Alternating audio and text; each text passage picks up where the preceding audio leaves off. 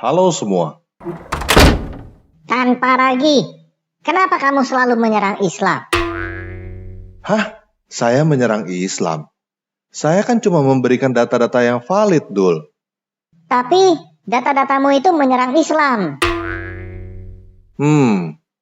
Gitu ya? Ya sudah. Kali ini saya akan membela Al-Quran dari tuduhan meniru Alkitab. Saya akan memberikan bukti-bukti bahwa Al-Quran tidak meniru Alkitab. Oke? Oke, Yuk, kita mulai aja.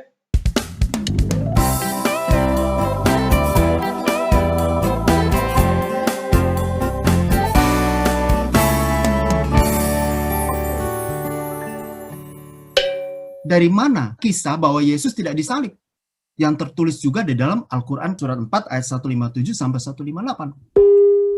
Ini adanya di mana? Injil Gnostik dengan nama Risalah Kedua dari Set Agung. Dalam Injil Gnostik ini dikatakan Yesus berkata, "Aku tidak mati pada kenyataannya, tetapi hanya kelihatannya. Mereka yang salah dan buta melihat aku. Mereka menghukum aku adalah orang lain. Ayah mereka yang minum cuka dan empedu bukan aku. Mereka menyerang aku dengan buluh, itu adalah orang lain. Simon yang memanggul salib di pundaknya, aku bergembira dalam ketinggian di atas semuanya dan aku tertawa atas kebodohan mereka." Selanjutnya, ini perhatikan, sekalipun dalam tulisan Risalah Kedua dari Set Agung ini tidak mengakui Yesus mati, namun si penulis mengakui bahwa Yesus datang dari atas dan menyebut Yesus adalah putra yang mulia. Contoh di dalam Risalah Kedua dari Set Agung ini dikatakan, "Aku mengunjungi sesuatu tempat kediaman ragawi. Aku menyingkirkan penghuni pertama yang ada di dalamnya, lalu aku masuk, dan akulah yang sekarang berada di dalamnya. Dan aku tidak sama dengan penghuni pertama yang ada di dalamnya, sebab penghuni pertamanya adalah seorang manusia bumi. Sedangkan aku datang dari atas dari surga." Selanjutnya, ada juga kalimat yang mengatakan putra yang mulia. Selanjutnya ada juga kalimat mengatakan hanya aku yang sempurna karena firman. Karena aku ada dengan semua keagungan roh yang merupakan teman bagi kita dan saudara kita. Karena aku menyampaikan firman untuk kemuliaan Bapa kami. Nah, sekarang selain itu ada juga konsep Yesus tidak disalib itu dalam Injil Gnostik Wahyu Petrus. Ya. Dikatakan di sini, "Dia yang engkau lihat di atas pohon sedang bergembira dan tertawa adalah Yesus yang hidup. Tetapi seseorang yang tangan dan kaki yang mereka paku adalah bagian dari daging yang adalah pengganti untuk dipermalukan satu orang yang mirip dengannya." Wahyu kepada Petrus ini mengakui Yesus adalah Tuhan, bahkan Yesus membawa Petrus untuk melihat surga dan neraka. Artinya sekalipun dia tidak mengakui Yesus disalib, tetapi Wahyu Petrus ini mengakui Yesus adalah Tuhan, bahkan membawa Petrus melihat surga dan neraka. Contoh ada kalimatnya, "Dan kemudian Tuhan," ini yang ada di dalam Wahyu Petrus ya, "dan kemudian Tuhan akan datang kepada orang-orang setia yang lapar dan haus dan menderita dan memurnikan jiwa mereka dalam hidup ini. Dan dia akan menghakimi anak-anak pelanggar hukum."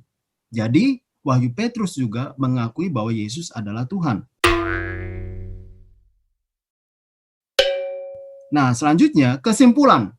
Kesimpulan daripada Injil ini adalah sekalipun Injil Gnostik Risalah Kedua dari Set Agung dan Wahyu kepada Petrus ini di satu sisi mendukung pernyataan Al-Quran bahwa Yesus tidak mati disalib, namun kedua tulisan Gnostik ini juga mengakui keilahian Yesus yang secara langsung bertentangan dengan akidah Islam. Jadi artinya apa? Tidak mungkin Muslim akan mengakui Injil Wahyu Petrus dan Injil Risalah Kedua dari Set Agung ini adalah Injil yang benar yang sudah pernah hilang dulu. Tidak mungkin. Kenapa? Karena di dalam kedua Injil ini juga mengakui keilahian Kristus. Nah, selanjutnya Yesus lahir di bawah pohon kurma. Dikatakan kemudian rasa sakit akan melahirkan memaksanya bersandar pada pangkal pohon korma. Dia, Maryam, berkata, wahai betapa baiknya aku mati sebelum ini. Dan aku menjadi seorang yang tidak diperhatikan dan dilupakan. Nah, ini datangnya dari mana nih? Injil Gnostik, ya, Gospel of the Birth of Mary. Sekalipun Injil kelahiran Maria ini di satu sisi mendukung kisah Yesus lahir di bawah pohon korma, namun di sisi lain Injil ini bertentangan dengan kaidah Islam karena Injil ini mengakui Yesus adalah putra yang maha tinggi. Kalau kita lihat di dalam Injil Mary ini mirip-mirip kalimatnya dengan yang di dalam Al-Qur'an ya.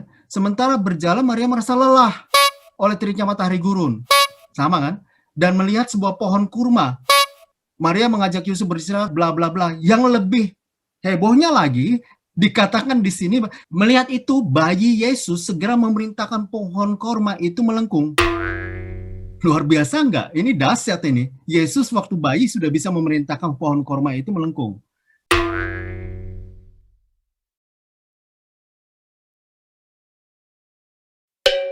Nah, selanjutnya Yesus berbicara waktu di ayunan. Maka dia, Maria, menunjuk kepada anaknya, mereka berkata, bagaimana kami akan berbicara dengan anak kecil yang masih dalam ayunan? Ini didapat dari mana? Dari Injil Gnostik, the Arabic Gospel of the Infancy of the Savior. Injil kepada orang-orang Arab mengenai masa kecilnya Juru Selamat. Nah, ini isinya, saya bacakan yang garis yang bold. Sungguh ketika ia sedang berbaring di ayunan dan berkata kepada Maria ibunya. Mirip kan?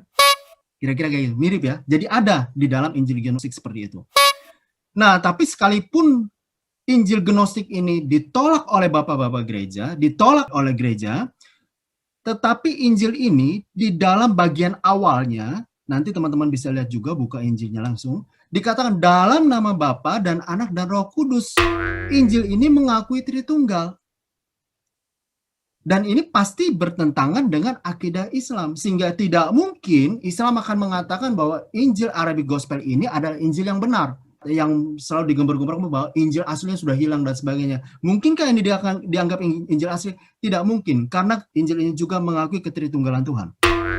Artinya Injil Gnostik ini juga secara langsung bertentangan dengan akidah Islam.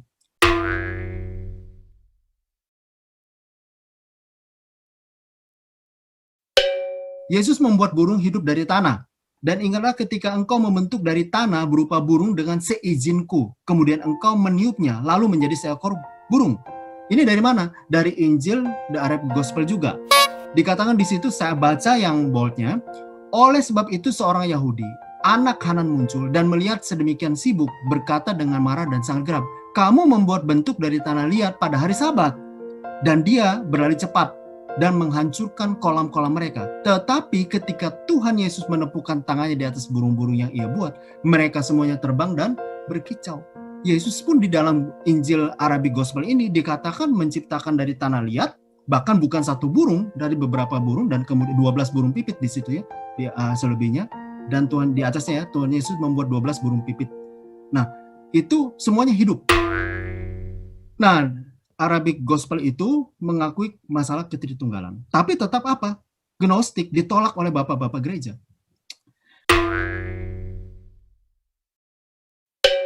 Ada ratusan Injil palsu atau Gnostik yang Gnostik ini sebenarnya bukan artinya palsu, tapi saya ambil kalimat ini supaya kita lebih mudah memahami. Yang dibuat oleh orang-orang tertentu yang intinya berbeda dengan Injil kanonik yang dipegang oleh orang Kristen awal hingga dengan saat ini. Nah, beberapa alasan penolakan gereja terhadap Injil-Injil Gnostik. Pertama, catatan sejarah mencatat bahwa Injil ini sudah ditolak oleh orang-orang Kristen awal sebelum Islam muncul. Eusebius mengatakan dalam bukunya Injil Kisah Para Rasul Paulus, Wahyu Petrus, dan sebagainya sudah ditolak dan dianggap palsu. Catatan sejarah menyatakan begitu. Tertolak. Kemudian Patriark Konstantinopel juga mengatakan bahwa Injil Petrus adalah salah satu Injil yang dikategorikan sebagai antilegomena atau tulisan yang disengketakan. Irenaeus juga menyatakan yang mirip-mirip bahwa sejarah yang penuh kebohongan untuk Injil Yudas. Dikatakan bahwa Injil Yudas itu penuh dengan sejarah yang penuh kebohongan. Injil-Injil Gnostik ini ditolak karena pada umumnya seluruh gereja semesta saat itu tidak menerima dengan bulat keberadaan Injil-Injil tersebut. Bahkan kebanyakan gereja menolak total keberadaannya. Injil-Injil Gnostik ini ditulis dari abad kedua, ketiga, dan keempat Masehi, di mana semua para rasul yang namanya dicatut sudah meninggal. Beberapa alasan selanjutnya adalah satu, Injil-Injil Gnostik ini cirinya hampir sama, yaitu mengenai wahyu rahasia yang oleh si penerima wahyu dengan hanya antara si penerima wahyu dengan Yesus. Nggak ada saksi. Konsep begini ini ditolak gereja. Karena tidak bisa dibuktikan, oh saya terima wahyu dari Yesus dan sebagainya. Contoh Injil Maria. Dikatakan, katakanlah kepada kami kata-kata penyelamat, maksudnya Yesus ya, yang kamu ingat, yang kamu tahu, tapi kami tidak. Jadi hanya Yesus dan Maria. Sementara Petrus, Injil ini muncul setelah Petrus meninggal. Mau klarifikasinya bagaimana? Kemudian Injil Yudas, jauhilah yang lain dan aku akan memberitakan kepadamu misteri-misteri kerajaan. Yesus berkata khusus kepada Yudas. Selanjutnya wahyu Petrus juga. Mereka yang diberi misteri-misteri. Artinya apa? Tidak ada yang bisa diklarifikasi terhadap saksi-saksi yang hidup pada saat itu. Kesimpulan, entah bagaimana kisah-kisah yang mirip dengan Injil Gnostik ini bisa diterima dan masuk dalam Al-Quran. Nggak ngerti. Itu biar urusan-urusan skolar dari Muslim yang memikirkannya. Tapi yang jelas, namun dari sisi kekristenan, sudah jelas bahwa sekalipun kisah-kisah dalam Injil Gnostik tersebut menceritakan secara spektakuler, bombastis mengenai keberadaan Yesus. Contohnya Yesus berbicara waktu dalam ayunan, wow, heboh itu, luar biasa. Yesus membuat burung hidup dari tanah dan sebagainya. Namun semua itu telah ditolak oleh bapak-bapak gereja dan oleh orang Kristen ratusan tahun sebelum Islam muncul. Bagi Muslim, semua kisah-kisah dalam Al-Quran tersebut adalah wahyu dari Allah Subhanahu wa Ta'ala karena didiktekan melalui malaikat Jibril kepada Muhammad. Bagi Kristen, sekali lagi, bagi Kristen, kisah-kisah tersebut sekalipun spektakuler hanya dianggap sebagai kisah rekaan, kisah dongeng. Karena keberadaannya ada di dalam mana? Keberadaan kisah-kisah itu ada di dalam Injil-Injil Gnostik yang sudah ditolak ratusan tahun oleh gereja. Kesimpulan selanjutnya, apakah kisah-kisah di atas ada dalam Injil-Injil kanonik yang diterima Kristen? Jawabannya udah pasti, nggak ada.